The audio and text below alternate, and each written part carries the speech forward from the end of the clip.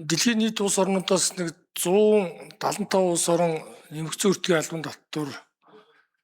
татвартай. Тэгээ үүнээс нэг 83% буюу 145 улс орон босго тогтоод юм байна л да. 83%. Тэгэхээр Монгол улс бол ингээд босго тогтоох нь бол зөвөө гэж олон улсын валютын сан зөвлөсөн гэж би бол ойлгож байна. Мөн олон улсын валютын сан зөвлөхдөө бол одоогийн энэ инфляцтай уялдуулаад одоогоос 11 жилийн өмнө 50 сая төгрөгөөр тогтоосон энэ босхийг одоо бол 400 орчим сая төгрөг байхад болно гэж зөвлөж байна гэж би бол мэдээлэл авсан. За тийм ч учраас улс төрийн намууд дийлэнх нь энэ нөөтийн босхийг нэмэгдүүлнэ гэж сонгуулийн мөрийн хөтлөлт амлалт өгсөн гэж ойлгож байна. Монгол Ардын нам энэ 24 оны сонгуульд төвшүүлсэн мөрийн хөтлөлтөд бол нөөтийн босхийг 400 сая төгрөг нь нэмэгдсэн өртгийн албан татврын тухай хуулийг олон улсын жишгийн дагуу шинжилнэ гэж амлалт өгсөн. За тийм учраас энэ хоёр үндслээр энэ 400 сая төгрөг болгохоор учирд ерөнхий сайдын тэргүүлсэн засгийн газраас өргөн мэдүүлсэнийг бол дэмжиж байгаа. Үндсэн хоёр шалтгаан маань. Нэгдүгürt инфляцтай уялдуулаад 11 жилийн өмнө орон сууцны үн метрийг авдраад нь хэд байлаа? Бараа бүтээгдэхүүн үн хэдэн төгрөг байсан? Өнөөдөр тэгвэл хэдэн хувиар өссөн байгаа вэ? Нэг хоёрдугаарт тухайн үед Монгол улсын дотоодын бүтээгдэхүүн нэг 20 гаруй ихний төгрөг байсан бол өнөөдөр бараг 100 шахам ихний төгрөг болж 4-5 дахин нэмэгдсэн. Валютын анчтай холбоотой нэмэлт.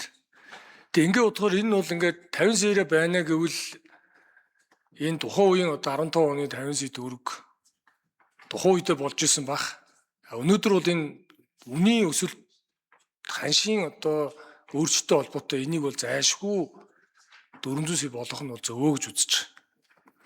Энэ бичил жижиг дунд бизнес эрхлэгчдэд энэ нөөтийн босхийг нэмэгдүүлэхгүй байх нь ямар хүндрэл үүсгэж байна вэ гэдэг асуудал байна. За нэгдүгээрт бол энэ орлого багтаа ашигын түвшин муу, тэгээ санхүүгийн мэдлэг багтаа ийм дөнгөж хөл дөрөө босгож байгаа бичил жижиг дунд бизнес эрхлэгчдийн хувьд бол санхүүгийн бэрхшээл гарна, татврын үр төлбөр нэмэгдэх эрсдэл үүсэж байгаа. За хоёрдугаарт нь бол энэ бичил жижиг бизнес эрхлэгчдээр ийм тайлан гарахтай холбоотой зардал, бусад хүн хүчний зардал нэмэгдснээс болоод бараа бүтээгдэхүүний нийлүүлж байгаа бүтээгдэхүүний үн өснө. Энэ нь бол инфляцид бас нөлөөлөх үр дагавартай. За гуравдугаарт нь бол 183 мянга орчим бичил жижиг бизнес эрхлэгчдэд энийг нэмэгдүүлэх нь бол одоогоор хамгийн үр дүнтэй зүйл. Би бас орон нутагт ажиллаж амьдарч ирсэн олон бичил жижиг бизнес эрхлэгчдийг дэмжих чиглэлээр бас хамт бодлын сонсч ирсэн. Одоо ч бичил жижиг дунд бизнес үйлдвэрлэл үүсгэх дэмжих тухай хуульд өөрчлөлт оруулахаар ажиллаж байгаа хүний хувьд энэ бол зайлшгүй босхийг өнөөгийн нөхцөлд бол нэмэгдүүлэхээр засгийн газар руу оруулж ирсэн саналыг бол дэмжих ёстой гэж үзэж байгаа.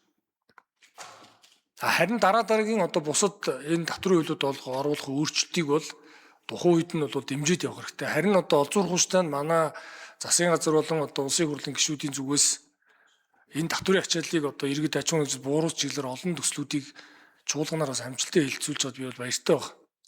Ер нь төрийн зардлыг бууруулж татврын зардлыг бууруулад тэгээ төрөө цомхон болгоод тэгээд татвар төлөгчид илүү ашигтай байх нь чухал шүү дээ. Тэгэхээр яг энэ үзэл бодол дээр юу гэж үзэж байна гэдэг би бас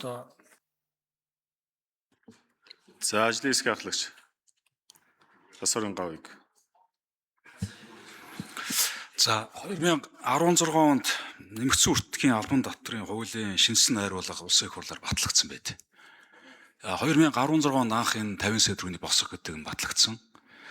За 50 сая төгрөг батлагдахдаа тэр нь 20% буцаалт буюу 10%-аас 2% буцааж болгоё. За дээрэс нь баримт гэдэг юм нэвтэрсэн байхгүй юу? Тийм учраас тэр 50 сая төгрөгийг босгох гэдэг юм чинь татврын тогтолцоогоо эвдэхгүйгээр ингэ явцсан. Тэгээ яагаад энэ удаа биш байна? Энэ намрын чуулнаараа өргөн бариа, цогцоор нь хараад өргөн бариа гэдэг. Бид нар дөнгөж сая 10 хоногийн өмнө, 14 хоногийн өмнө буцаалтын хуулиар цуцалсан байхгүй. Хүчингүй байцсан.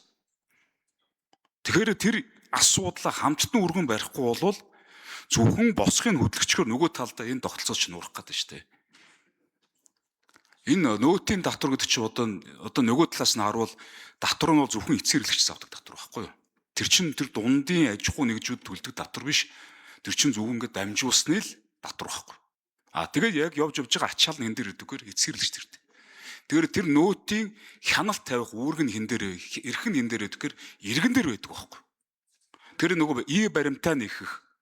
Тэр эргээгээ тэр уун шуулаа авдаг ч гэдэг яадаг чинь те тэр чи иргэн дээр очиж байгаа байхгүй. Тийм учраас энэ буцаалтын байхгүй болсон байгаа тохиол бид нар энэ босхын ингээ хөдөлгөнгөө чи энэ тогтолцоо чинь урах гэдэг шүү дээ л гэдэг асуул яриад байгаа. Тэр энэ чи эсэргүүцээд байгаа юм биш байхгүй. Би танд Бадам Сүрэн гишүүн дөрөв ганц зөр гишүүнд бас хэлсэнчлэн мөнх ажлын гишүүнд бас хэлсэнчлэн сүмөөрөө болохгүй байвал засгийн газар чиглэл үгүй бүр болохгүй бол гишүүдийнхээ зүгээс энэ 400 саяын босгыг чинь ч оруулъя. Гэхдээ тогтолцоогоо нураахгүйгээр зогцоор нүргэн барья. Зогцоор нүргэн барь. Тэгэхгүй бол эн чинь юм чинь нурах гээд байна. OECD-ийн оронд одоо бүртгэлтэй байгаа энэ нөөтийн энэ хуулиуд дотор бид нар бас судалгаа хийж үзье. Одоо бол хамгийн сүүлийн байдлаар бол энэ прогрессив нөөт гэдэг юм чинь нэлээд олон оронд батлагтаад явцсан. Тэр чинь нөгөө эргээгээд нөгөө буцаалттай холбоотой заалтууд нь явж байгаа байхгүй. Одоо $1000 төр нөөтийн 100% буцаая, $500 төр 50% буцаач гэдэг юм уу те. Бидний нөгөө хүчингү болгоцсон хууль чинь тэнд үйлчилж байгаа байхгүй. Тийм учраас тэнд нөгөө тодорхой хэмжээний одоо тэр 400 сая бай босго гэдэг 300 сая босго гэдэг юм чи тэнд үйлчлээд байгаа. Тэнд ингээ хэрэгжүүлж болоод байгаа. Тэгэхгүй бид нар ингээ зогцоор нарахгүй зөвхөн нэг тоог аваад ингээ явах гэхээр энэ юм чинь урж унчих гээд шүү дээ. Бид нар ажлын хэсэгт наат тэр 400 саяыг чинь оруулаад эргээд тэр хөнгөлт байдлаар шийдчих гэж яах гэх нөгөө тэр заалт нь хөндөгдөг болох засч болохгүй гот. Яг одоо ингээл нэг бол 50-аараа байх юм байна, нэг бол 400 байх юм эсвэл 100 байх юм, 200 байх юм. Тэр дүн л өөрчлөгдөхөөс өөрөөр одоо тэрийг юусэн найруулж болохгүй гот нөгөө хөндөгдөөгүй заалт болохоор. Тийм учраас энэ удаад ингээд тайрн үлдээгээд засгийн газар энийгээ зохицоор нь оруулж ирээ гэдэг л асуудлыг л ярьж байгаа. Тэгээ бүр болохгүй бол гişүүд бид нар санаачлах хэрэг. За Бадам Сүрэн гишүүн тодруулъя. Тэгээ энэ удаагийн татварын энэ хуулиудын зорилго бол энэ бага орлоготой иргэдийг буюу одоо 792 мянга хүртэлхийн одоо иргэний орлогыг чөлөөлөх 792-өөс 2 сая хүртэл 1% болгох гээд энэ нөгөө анхан одоо шатнд бизнес эрхэлж байгаа болон бага орлоготой иргэдэд дэмжих бодлого явж байгаа гэж би ойлгож байгаа байхгүй. Тийм учраас аж ахуй нэгжийн орлогын албанд татварын хуулийн өөрчлөлтөөр ч гэсэн 1.5 тэрбумын борлуулалтын орлоготойгоос 1% авдгийг 2.5 болгож босхыг нэмэгдүүлж байгаа. Яг энтэй адилхан нөөд дээр адилхан босхыг нэмэгдүүлээд явъя. Энэ одоо өргөн мэдүүлсэн хуулийн үзэл баримтлал чинь өөрөө яг энэ чиглэл рүү одоо явж байна. Ялангуяа эдийн засгийн одоо энэ хямралтай цаг үед бараа бүтээгдэхүүн үн өсөж байгаа, гадаад дотоод зах зээл өсөж байгаа энэ одоо хүндрэлтэй цаг үед нь бага орлоготой иргэд болон бичил жижиг бизнесээ дэмжээ гэдэг бодлого явж байгаа гэж байна. Тэгэхээр энэс энийг суулж аваад яах юм бэ? Энэ дээр нь батлаад явчих. Харин дараа нь тэр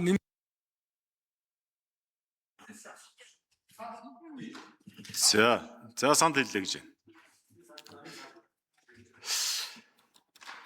За зоч танилцуулъя. Улсын хурлын гишүүн Батлуутын урилгаар Хүсгэл аймгийн Тариалан сумын ерөнхий боловсролын сургуулийн 1986 оны төгсөгчид улсын хурлын үйл ажиллагаатай төрийн ордондоо танилцж байна. За та бүхэндээ эрүүл энх жаргал амьдралын хамгийн сайн сайхан бүхнийг хүсэн өрөөё.